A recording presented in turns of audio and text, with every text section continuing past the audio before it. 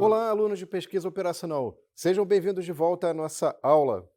Agora, de novo, nós vamos falar de uma temática que nós tínhamos abordado na aula passada e que ficou pendente, que é relativa à questão do planejamento de produção.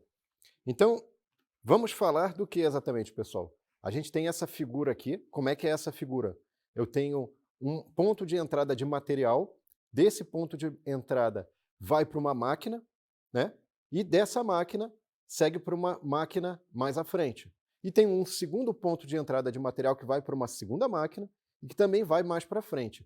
O fluxo dessas duas máquinas vai para essa terceira máquina e a pergunta exatamente é: como é que a gente pode fazer a estimativa de capacidade desta linha de produção? Tá? Então, para nos ajudar, pelo menos, a descrever esse ambiente que eu acabei de comentar com vocês, a gente tem essa ferramenta aqui que tem uma versão livre, gratuita, e que você vai usar depois, provavelmente na disciplina de modelagem e simulação, tá?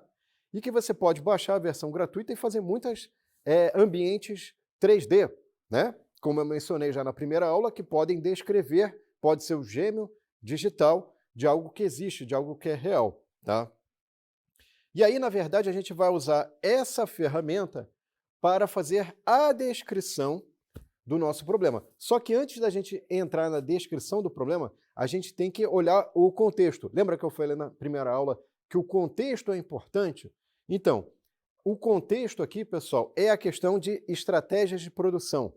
Então, se você tiver que usar uma estratégia de produção que seja aderente com a modelagem, que combine com a modelagem que a gente está empregando, você tem que estar usando a MTS. O que é uma estratégia de produção MTS? É a Make to Stock. O que significa isso?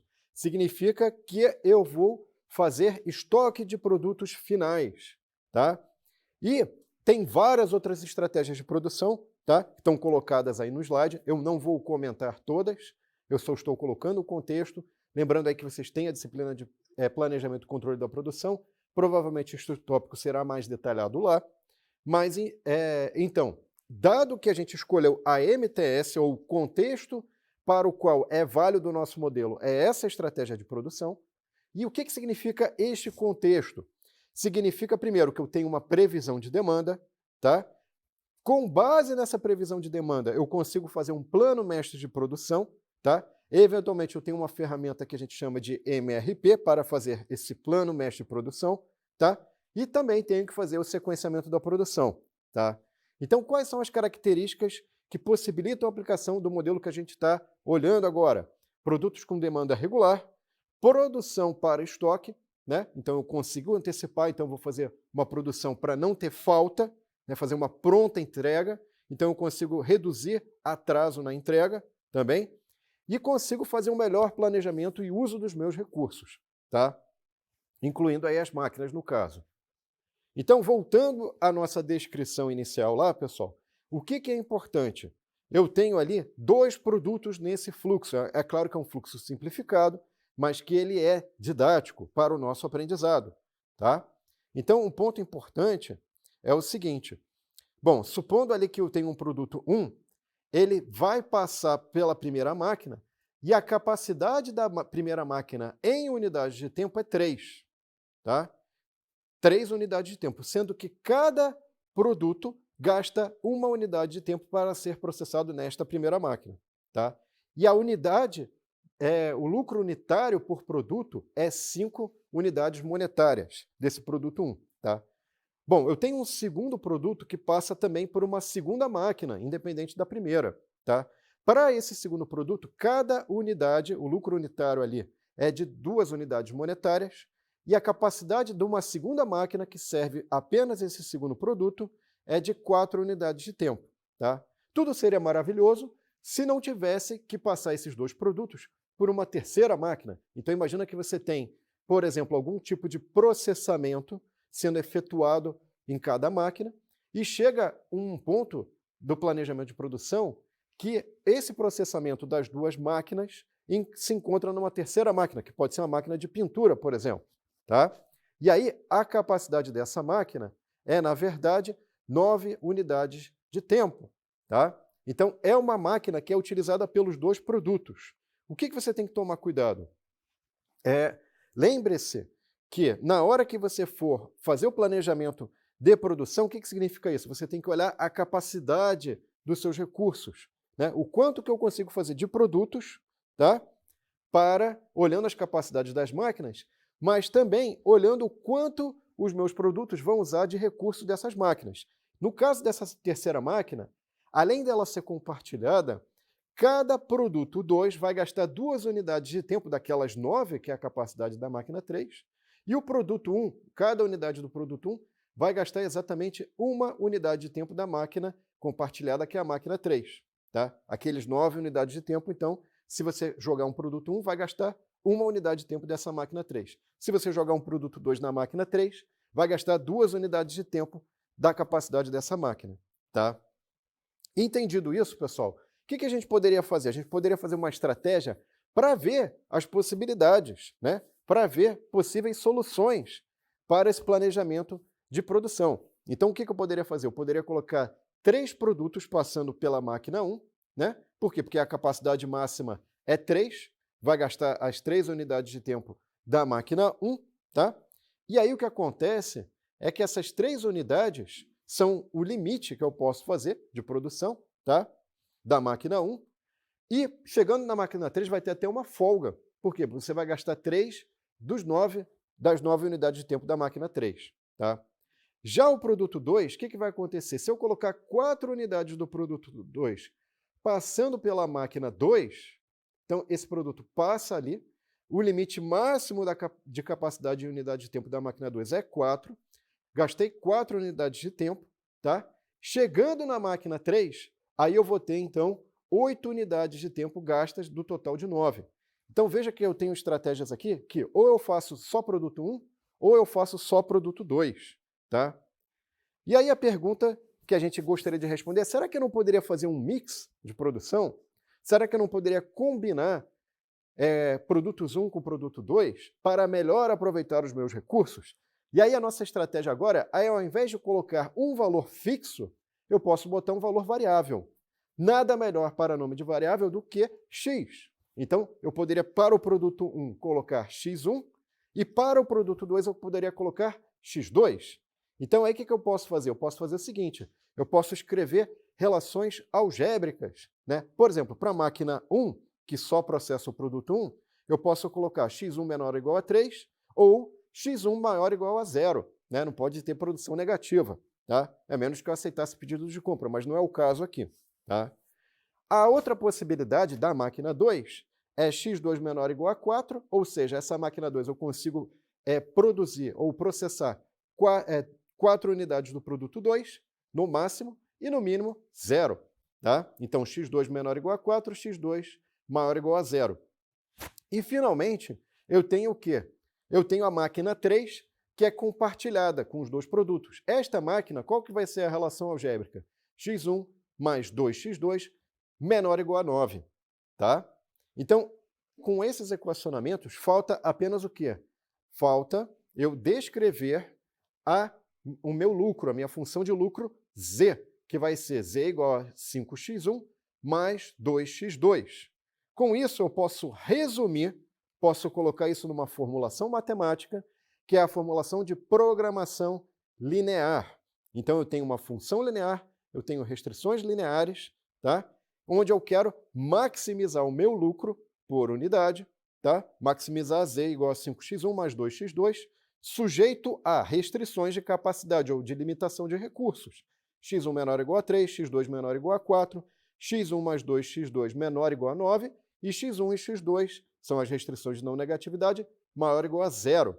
Tá? Então, eu faço uma abstração daquele ambiente 3D, eu abstraio e construo uma relação algébrica entre as capacidades de produção, o lucro que eu obtenho, os fluxos de produção, com o modelo matemático. Ou seja, o modelo matemático, como eu havia prometido na aula 1, serve para resumir ou sumarizar uma situação, um ambiente complexo, que ocuparia uma descrição de várias e várias páginas. E está tudo resumido nestes pequenos símbolos aqui matemáticos. Tá? E mais do que isso, eu poderia fazer o quê? Através desse modelo matemático, eu poderia, pegando as restrições, construir uma figura onde no eixo x1 eu teria as possibilidades de valores da variável x1, que é relativa à quantidade de produtos 1, e no eixo y eu teria a variável x2, tá? Que indicaria quais são as possibilidades de produtos, ou de número de produtos 2. Tá? E mais do que isso, imagina então agora uma figura que é como se fosse um cercado de uma fazenda, e aí eu estou cercando o quê? Onde é que o meu boizinho pode passar ali, pastar, né? E o mais importante disso, desse cercado, dessa região factível que eu construí, é que as soluções ótimas estão nos pontos extremos, nas esquinas desta figura.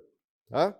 Então, eu poderia pegar, por exemplo, enumerar todos os pontos extremos, e um deles vai ser o ponto ótimo. Eu tenho uma prova lá de pesquisa operacional 1, eu consigo provar que todo problema de programação linear, eu posso construir as minhas soluções extremas, e uma das soluções extremas vai ser a solução ótima.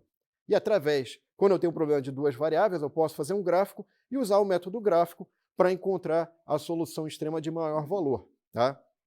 Eventualmente, eu poderia usar alguma informação de gradiente, enfim, poderia usar uma série de informações, mas poderia fazer essa forma mais simples de enumerar todos os os pontos extremos e pegar aquele de maior valor função objetivo. Tá? A questão aqui é que cada ponto extremo aqui corresponde a uma política de produção. Por exemplo, se eu pegar o ponto extremo z igual a 15, esse ponto z igual a 15, ele corresponderia a quê? Fazer x1 igual a 3, ou seja, eu só estou produzindo produto 1. Tá? Ou o z igual a 8. Nesse ponto extremo aqui, eu estou usando a política de só produzir produto 2, 4 unidades do produto 2, e aí, ainda assim, a minha função objetivo não é a ótima. Tá? Eu posso fazer combinações de produto 1 e 2 que vão me dar um melhor valor. Tá?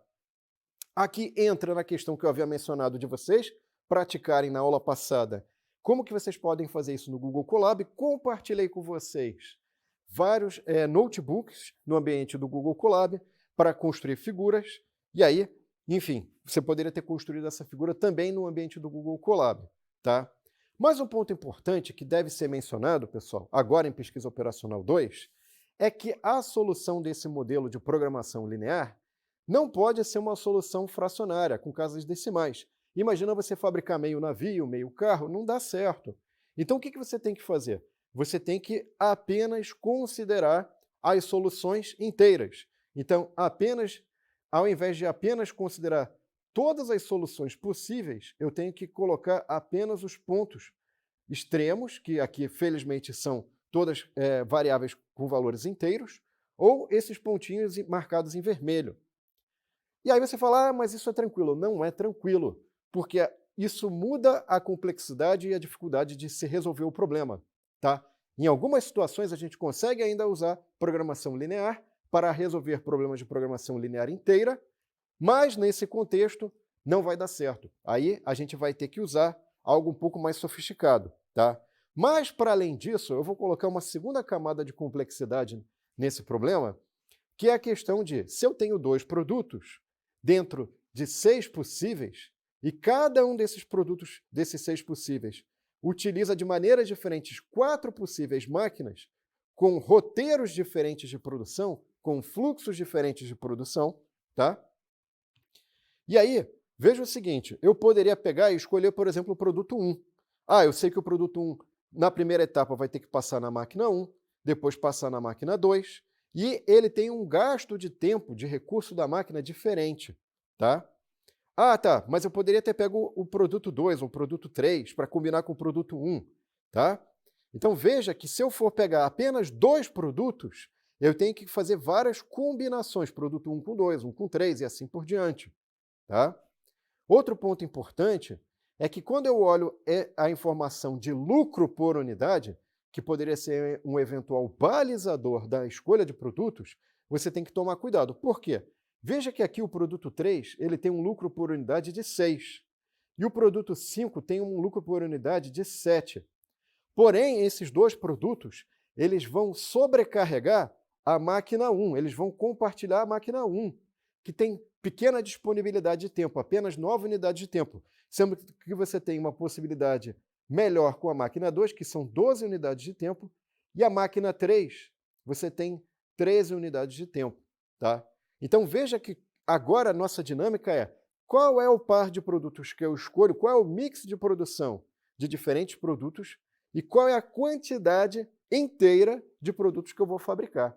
Então o nosso problema agora ele vai tomando um corpo um pouco mais, digamos assim, complexo, um pouco mais complicado, não tão complexo, e aí você tem que tomar cuidado, por quê? Ah, mas por que você escolhe só 2 produtos? Porque isso, de maneira indireta, vai lidar com uma questão de espaço, de layout. Eu não consigo, de repente, colocar todas as máquinas que eu quero ali. Eu tenho que fazer uma seleção. Tá? Enfim. Então, o que é importante, pessoal? Eu posso, para cada combinação de 2 produtos, gerar uma série de restrições lineares, né? Ou vou gerar um problema de programação linear. Então, você escolhe 2 produtos e deriva a partir dos dados das tabelas qual é o modelo de programação linear que vai resultar. Tá?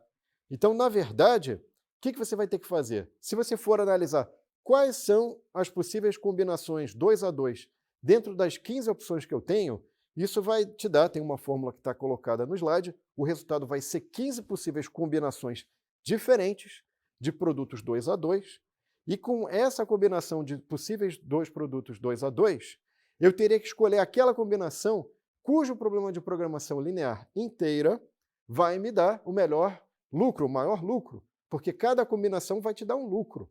Aham! Mas aí, o que você poderia fazer? Você poderia pegar esse modelo de programação linear e acoplar a esse modelo um outro modelo, que é o modelo da mochila, que também é um modelo de programação linear inteira. Por que mochila? Porque você só pode escolher 2 produtos dentro de 6. Isso a gente vai abordar mais para frente, não se preocupe. Mas o que eu quero colocar é que a gente pode colocar mais camadas mais complexas dentro desse modelo, conforme a gente vai colocando questões, conforme a gente vai colocando, enfim, um contexto de decisão encadeada. Eu tenho a decisão de quantos produtos eu produzo, eu tenho a decisão de quais produtos eu escolho. Tá? E aqui, só para a gente ter um spoiler do que seria aí o problema da mochila, basicamente o problema da mochila, você tem uma função objetivo, maximizar Z, igual a utilidade de cada item vezes a escolha ou não daquele produto para o seu portfólio de produtos, se você vai fazer ou não aquele produto, né? E aí você quer maximizar a utilidade total ou o lucro total, no caso do problema da mochila, e você vai ter cada produto que você põe na mochila, qual é o volume que esse produto ocupa. Nesse nosso caso, pessoal, a gente teria 6 produtos, então o volume de cada produto seria 1, sendo que eu posso colocar só 2, e aí o B, associado a essa restrição de capacidade dessa mochila, seria igual a 2. Tá? Então você teria maximizar Z igual a utilidade vezes, digamos assim, a quantidade, ou se põe ou não aquele produto na mochila, e sujeito à restrição de qual é o tamanho que aquele produto ocupa na mochila. Só que aí só pode 2 produtos, então você vai ter que escolher dentro dos 6, 2 produtos. Tá? E, para finalizar, pessoal, na próxima aula, a gente vai colocar dentro desse problema de planejamento e controle da produção, para estimar a capacidade da nossa linha de produção, das linhas de produção, a questão dos colaboradores, esses bonequinhos que estão aparecendo aqui. Ou seja, eu tenho que fazer a alocação de colaboradores para tornar viável e possível a minha programação de produção. Tá? Espero que vocês tenham gostado e espero vocês também na próxima aula. Obrigado e até lá!